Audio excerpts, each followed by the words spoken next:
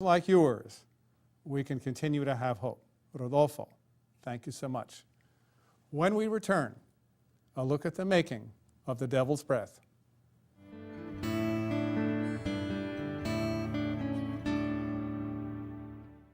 Last fall, the notorious Santa Ana winds brought much of San Diego to a standstill as numerous wildfires threatened to burn a path from the rural backcountry to the densely populated neighborhoods on the coast.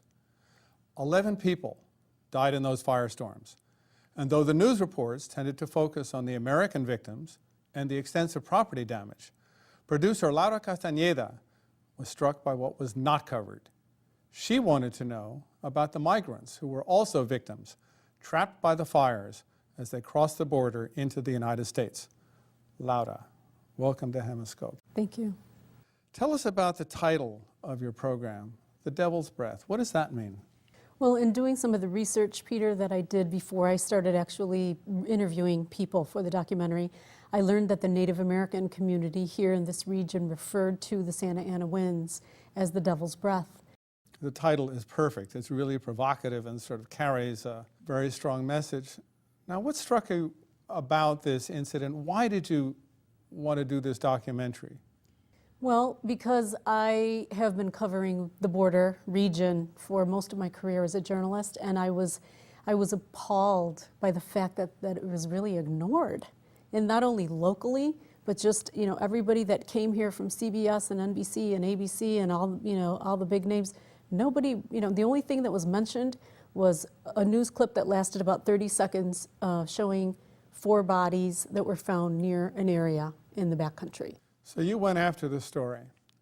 How did you find families? How did you find the individuals? How did you manage to get stories out of people who might have been a little reticent because, in fact, the migrants were undocumented? Their relatives were undocumented as they were trying to cross the border. Well, I started with some of the community leaders here in San Diego that I've known for quite some time. And I honestly do not think that I would have been able to find them had it not been for them, because they had contact with a lot of them. They were trying to help them search for the missing family members. They were trying to help them get back on their feet. Where do I go from here? And so they were the ones that really were instrumental in getting me to them. And on top of it, putting in a word to them and saying, you can trust this woman, we know her. They've entered the U.S. illegally on foot about 9 in the morning near Tecate, about 50 miles east of San Diego. 55-year-old Jose Israel Hernandez and 39-year-old Juan Carlos Bautista Ocampo lead the way. This time they're on their way back to San Marcos, where they work construction and gardening jobs. But after a short stop to rest, around noon, the men see thick black smoke in the distance. The flames keep getting closer and closer. No fue mucho lo de la lumbre. Serían de 15 minutos o 20, pero se nos hizo una eternidad, pues. Al segundo regresó, pero ya regresó y se quedó acostado. Se quemó de la cara, de los pies, y yo creo que también se quebró por correr. Ya no podía caminar. Cesar tries calling 911 again and again. As a journalist, I've always tried to take a step back and keep my emotions out of it. But something that was a little bit different for me this time is since I saw you last, actually, I have a baby now, a 1-year-old. And one of the victims that died in the fire left behind 4 very young children, 1-year-old, 5, 7, and 8.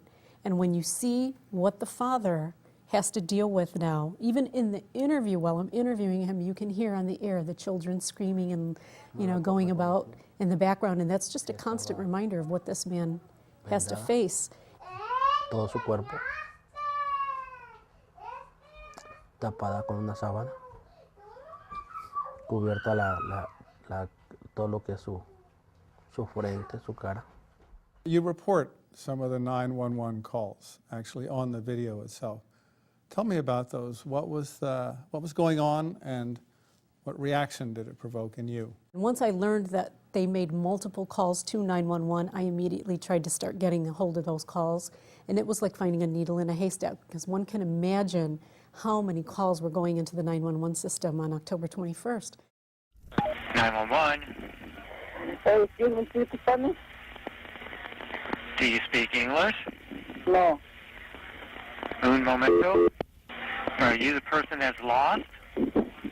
Huh? Hold on. Speak Spanish, please. Un momento. I'm sure there were many compassionate people in the call center that day, but in this particular group and these particular calls, some of the men that called were treated very rudely. They were transferred over and over again. It seemed that the left hand didn't know what the right hand was doing, and the bottom line is that after all those calls, nobody went to look for that man. And there's a very good chance that he survived up there 4 or 5 or 6 days, burned with third-degree burns, no food, no water, before another group, who was not a law enforcement agency, found his body. So it's very troubling. Troubling, it is devastating. Laura, this is a most moving and important documentary. I congratulate you on it. Where can we see this? UCTV, and probably the easiest way, instead of going to the website and looking for the repeats, is just to go to YouTube and go to the search engine and type in The Devil's Breath. You'll find it there. You'll find it there. Thank you so very much. Next,